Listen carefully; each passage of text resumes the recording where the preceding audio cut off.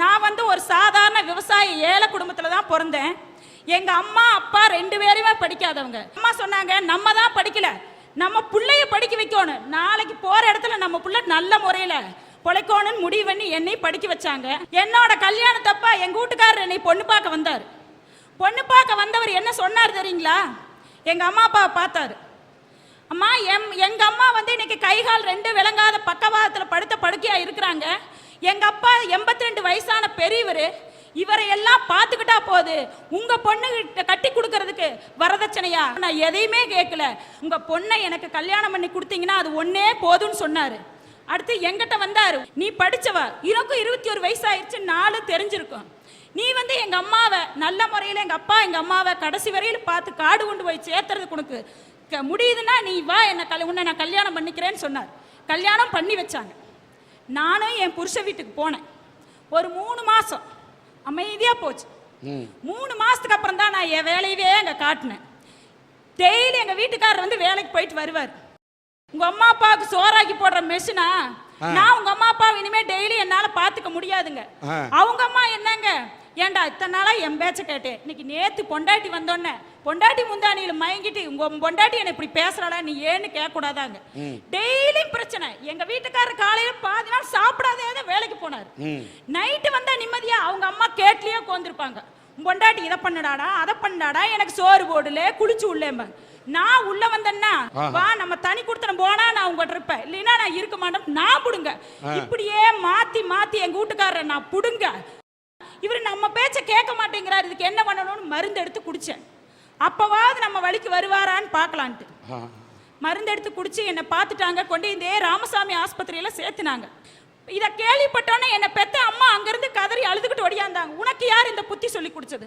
இதுக்குதான் உன்னை கஷ்டப்பட்டு நான் படிக்க வச்சு கல்யாணம் பண்ணி கொடுத்தனா? நீ இன்னைக்கு மருந்தை குடிச்சிட்டு இங்க படுத்துக்கிற இந்த புள்ளை நீ பெத்து வளர்த்து நீ இந்த புள்ளை பாருன்னு கேட்டாங்க.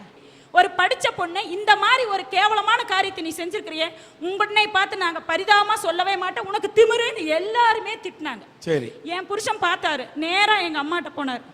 உங்க பொண்ணை கட்டும்போது நான் ஏதாவது வரதட்சணை கேட்டனா, சீர் செனத்து ஏதாவது கேட்டனா? நான் எதுவுமே கேட்கல தானே, எங்க அம்மா அப்பாவை பார்த்துக்கணும்னு சொல்லி தானே நான் உங்க பொண்ணை கல்யாணம் பண்ணிட்டு போனேன்.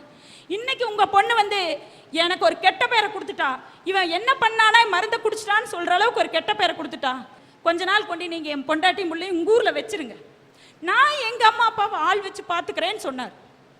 அப்ப எங்க அம்மா சொன்னாங்க, அவர் உன்னை என்ன கொடுமைப்படுத்துறாரு, நீ அவங்க அம்மா அப்பாவை என்ன மாதிரி நீ நினை, அவர் உனக்கு ஏதாவது மற்றவங்க மாதிரி குடிச்சிட்டு வந்து அடிக்கிறாரா, ஏன் உங்க அப்பா பண்ணி குடிச்சிட்டு வந்து என்னை பிரச்சனை பண்றாரு, அது மாதிரி ஏதாவது பண்றாரா, உனக்கு சாப்பாட்டுல குறை வச்சாரா, துணிமணியில குறை வச்சாரா, எதுல உனக்கு சந்தேகப்படுறாரா, எதுல குறை வச்சாரு? பொம்பளையா பிறந்தா எல்லாத்தையும் அனுசரிச்சு போனாதான் அவ பொம்பளை. அதனாலதான் ஒரு இடத்துல இருந்து இன்னொரு இடத்துக்கு பொம்பளைங்கனால எல்லாத்தையும் சமாளிக்க முடியும்னு கட்டி கொடுக்குறோன்னு சொல்லி எனக்கு சொன்னாங்க. நான் ஆஸ்பத்திரியில படுத்துக்கிட்டு யோசிச்சேன், சரி நம்ம தான் கொஞ்ச நாளைக்கு அனுசரிச்சு போய் பார்ப்போம், நம்ம வாழ்க்கை நம்ம குடும்பம் முடிவு பண்ணி திருப்பி என் புருஷன் வீட்டுக்கு போனேன். போய் அனுசரிச்சு போனேன். அதுக்கப்புறம் என் பையன் பிறந்தான். இன்னைக்கு அளவான குடும்பமா வளமான வாழ்வா நான் வாழ்றேன். அதனால பொம்பளைங்க நம்ம திருந்தனையா. ஒரு ஆணுக்கு வாக்கப்பட்டு அல்லல் பட்டு அவதிப்பட்டு வருத்தப்பட்டு வேதனைப்பட்டு துன்பப்பட்டு இத்தனையும் பட்டு பட்டு பட்டு ஒரு பட்ட மரமா நிக்கிற பெண் தாங்க என்னோட அம்மா. பாட புத்தகத்தை கொடுத்து பள்ளிக்கூடத்துக்கு போமான்னு அனுப்ப வேண்டிய வயசுல எங்க அம்மாவுக்கு பட்டு சேலைய கட்டி மன மேடையில உட்கார வச்சாங்க சார். எங்க அம்மாவும் தாலி கட்டிக்கிட்டு புதுமண பெண்ணா புகுந்த வீட்டுக்கு சந்தோஷமா போறாங்க.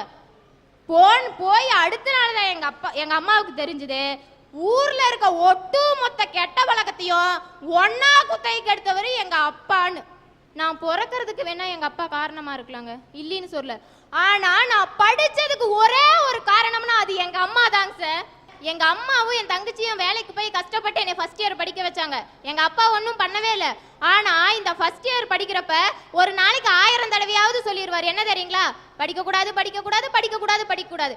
நான் ஃபர்ஸ்ட் இயர் முடிச்ச முற்பாடு காலேஜே போக கூடாதுன்னு என்னை நிறுத்திட்டாருங்க சார். எனக்கு கல்யாணத்தை பண்ணி வைப்பேன்னு மாப்பிள்ளையை பார்த்தாரு. நான் எங்க அப்பாட்ட சொல்ல முடியுமா, அம்மாட்ட சொன்னேன், அம்மா எனக்கு இது படிக்கிற வயசு 17 வயசு தான் ஆகுது, எனக்கு கல்யாணம் வேண்டாம், நான் படிச்சுதான் ஆவேன்னு சொன்னேங்க சார். நான் எங்க அம்மாவும் எங்க அப்பாட்ட எவ்வளோ சொல்லி பார்த்தாங்க, மனுஷன் கேட்குற மாதிரி தெரியல.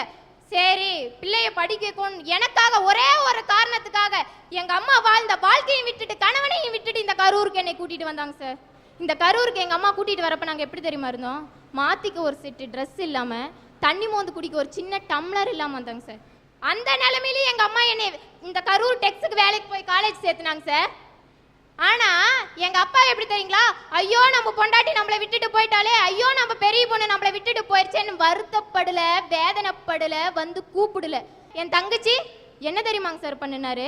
15 வயசான பச்சை மண்ணுங்க சார். அவ குடும்ப வாழ்க்கைனா என்னன்னே தெரியாத அவளுக்கு ஒரு கல்யாணத்தை பண்ணி வச்சாருங்க சார். இன்னைக்கு அவ எப்படி தெரியுமா இருக்கிறா? உடம்பு சரியில்லாம ஹாஸ்பிட்டலா கோவிலா ஏறி இறங்கிட்டு இருக்காங்க சார். இன்னைக்கு ஒரு நட பெணமா வாழ்ந்துகிட்டு இருக்கிற. அதுக்கப்புறம் தாங்க சார் தெரிஞ்சது எங்க அப்பா எதுக்கு இத்தனை கூத்தையும் கட்டினாருன்னு. என் தங்கச்சிக்கு கல்யாணம் பண்ணி வச்ச எண்ணி 15வது நாளுங்க சார் எங்க அப்பா ஒரு கல்யாணத்தை பண்ணி வந்து நின்னாரு. எங்க அப்பாவை நம்பி இன்னைக்கு இன்னொரு பொண்ணு வந்திருக்கா. அந்த பொண்ணை நினைச்சு எங்களுக்கு எந்த கோபமோ எதுவோ கிடையாதுங்க சார். ஏன் தெரியுமா? பாவம் அந்த பொண்ணுக்கு எப்படி தெரியும் எங்க அப்பாவை பத்தி? என்னை அழ வச்சு பார்க்க ஆசைப்பட்டாரு எங்க அப்பா, என்னை வாழ வச்சு பார்க்க ஆசைப்பட்டாங்க சார் எங்க அம்மா. அப்படி சொல்லாத. என் பார்வையில உன்னை அழ வச்சு பார்க்க நினைத்தது உங்க அப்பா, உன்னை எழ வைத்து பார்க்க நினைத்தது உன் அம்மா. அப்படி நீ எழுந்து நிற்க நினைத்த காரணத்தால் தான் அரட்டை அரங்கத்திலே எழுந்து நின்று பேசிக் கொண்டிருக்கிறாய். எழுந்து நின்று பேசு. நான் அழ பிறந்தவள் இல்லைங்க சார், எங்க அப்பா மாதிரி ஆண்களை ஆள பிறந்தவள். சபாஷ். இந்த மகாலட்சுமி தமிழ்ல முதல் மார்க் வாங்கினியே அப்படின்னு பாராட்டி அந்த பொண்ணுக்கு நிதி திரட்டி 5000 ரூபாய் கொடுத்தேன். ஆனா இந்த மகாலட்சுமி என்ன சொன்னது? என்னையாவது என்னை படிக்க வைக்கிறதுக்கு எங்க அப்பா இருக்கிறாரு கஷ்டப்பட்டு. ஆனா அந்த ராதிகாவோட கதையை கேட்டேன். அந்த பொண்ணை படிக்க வைக்கிறதுக்கு அவங்க அப்பா கூட இல்ல. அந்த ராதிகா படிக்கட்டும், எனக்கு கொடுத்த அந்த 5000 ரூபாய அந்த பெண்ணுக்கு கொடுத்துருங்கன்னு இந்த பெண் அந்த பெண்ணுக்காக கொடுக்கிறார். இதாயா தமிழ் பெண்? அடுத்தவங்களுடைய கஷ்டத்தை பார்த்து. என்னை பெற்றெடுத்தவள் பெயரும் லட்சுமி. இன்னைக்கு என் படிப்பு பாதையில நிக்காத என்னை படிக்க காரணமும் ஒரு லட்சுமி. இந்த மகாலட்சுமி என்றைக்கும் என் வாழ்க்கையில மறக்க மாட்டேன். இன்னைக்கு எனக்கு கிடைக்கிற இந்த உதவியை போலவே நானும் மியூசிக் காலேஜ்ல இன்னைக்கு டான்ஸ் டிபார்ட்மெண்ட்ல இருக்கேன். நாளைக்கும் பின்னாடி நான் ஒரு நல்ல டான்ஸரா பேர் எடுப்பேன்னு எனக்கு தெரியும். அந்த மாதிரி நானும் நல்ல நிலைமைக்கு வர்றப்ப இதே அரட்டை அரங்கத்துல வந்து இவங்கள மாதிரி இன்னும் 4 பெண்களுக்கு நானும் உதவி செய்வேன்னு சொல்லி. என்ன கேட்டீங்கன்னா நான் ஆரம்பத்திலே சொல்லிட்டேன், பிரச்சனை இல்லாம யார் சார் இருக்கா உலகத்துல? இதை மட்டுமே யோசனை பண்ணி பாருங்க. ஒவ்வொருத்தருக்கும் ஒரு பிரச்சனை. பிரச்சனை இல்லாம யாருமே இருக்க முடியாது. இதுதான் என்னுடைய ஒரே கருத்து. இந்த பிரச்சனை இருப்பதால் மட்டும்தான் மனிதன் உழன்று கொண்டிருக்கிறான், சுற்றி கொண்டிருக்கிறான். ஒரு தாய் குழந்தையை சுமக்கிறாள், அது அவளுக்கு பிரச்சனையா கருதவில்லை. எத்தனை வலி வரும், எத்தனை கஷ்டம்.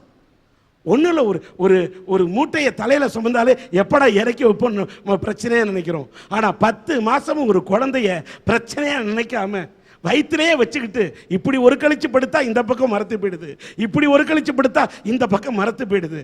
ஆனால் வயிற்றுக்குள்ள ஒரு ஜீவன் இருக்கு, ஒரு சிசு இருக்குங்கிறத மறந்துடாத. தன்னுடைய சுகத்தை துக்கத்தை எல்லாத்தையும் தூக்கி வச்சுட்டு ஒரு தாய் அந்த பிரச்சனையை தள்ளி வச்சுட்டு குழந்தைய சுமக்கிறதுனால தான் இன்னைக்கு நாட்டில் ஜனப்பெருக்கு இருக்கு. இவ்வளவு பேர் வாழ்றோம். இங்க எல்லாம் சொன்னாங்க ஆனால் பெண்ணுக்கு பிரச்சனையா, பெண்ணால் பெண்ணுக்கு பிரச்சனையா, மாமியார் மருமகளுக்கு பிரச்சனை கொடுக்கறாங்க, மருமகள் மாமியாருக்கு பிரச்சனை கொடுக்கறாங்கன்னு. மாமியாரும் மருமகளும் கொடுக்காமலே ஒரு பிரச்சனை வருது. சில பேருக்கு பிளட் கேன்சர்னு சொல்றாங்க, சில பேருக்கு ஹார்ட்ல ப்ராப்ளம்ன்றாங்க.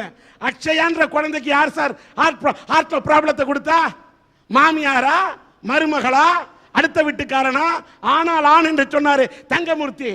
பெண்ணால் பெண் என்று சில சொன்னார்களே, அவர்களை பார்த்து கேட்கிறேன், அக்ஷயா என்ற குழந்தைக்கு இதயத்திலே ஓட்டை எந்த மாமியார் போட்டார்? இல்லை எந்த சாமியார் போட்டார்? இல்லை எந்த மருமகள் போட்டால்? இறைவன் போட்டான், விதி போட்டிருக்கிறது. ஆனால் அந்த அக்ஷயா என்ற குழந்தையை வைத்துக் கொண்டு சாந்தினி என்ற பெண் பிரச்சனை நினைக்காமல் போராடுகிறார். அந்த போராட்டத்திற்கு முடிவாக இத்தனை இதயங்கள் அள்ளி கொடுத்தார்களே. மனிதன் வாழ்க்கையில் போராட வேண்டும். காலையில் எழுந்தால் மனிதன் நீராட வேண்டும். நீராடினாதான் உடம்புக்கு சுத்தம், போராடினாதான் வாழ்க்கைக்கு அது அர்த்தம். பிரச்சனையை ஃபுட்பால் மாதிரி உதைக்கணும், உதைக்காம விட்டீங்கன்னா அது உங்களை கவுத்துரும். கால் இல்லாதவன் கால் இல்லாமலே ஊனமுற்றவர்கள் வாழலையா? கண் இல்லாதவன் ஒரு கோல் கொண்டு வாழ்க்கையை நடத்தலையா? கண்ணில்லாதவர்களே இந்த நாட்டிலே உண்மையில் பாராட்டுற, காது கொடுத்து கேட்கவே முடியாது, வாழலையா? நமக்கு எல்லாமே இருக்கு. பிரச்சனை வருங்க, எந்த பிரச்சனை வந்தாலும் அதை சந்திக்க முடியும் என்று இதயம் தாங்க வேண்டும். நான் சொல்லுவேன், ஒரு பிரச்சனை என்பது மனசு எப்படி திரும்ப இருக்கணும்? உங்களுடைய மனசை உலோகமாக மாற்றிக்கொள்ளுங்கள். மண் சிலையாக மனது இருந்தால் கை தவறி கைப்பட்டால் கூட அது உடைந்து விடும். உங்களுடைய உள்ளம் ஒரு பொன் சிலையாக, ஒரு உலோக சிலையாக இருந்தால் எந்த பிரச்சனையும் உங்கள் உள்ளத்தை உடைக்க முடியாது. புலியை நினைத்து வாழ்வதை விட புல்லை நினைத்து மேய்வதுதான் தனக்கு வாழ்க்கை என்று மான் நினைப்பதை போல, பிரச்சனையை நினைத்து நாம் மடிந்து கொண்டிருப்பதை விட பிரச்சனையை எட்டி உதைக்க முடியும், பிரச்சனையை விரட்டிவிட முடியும்.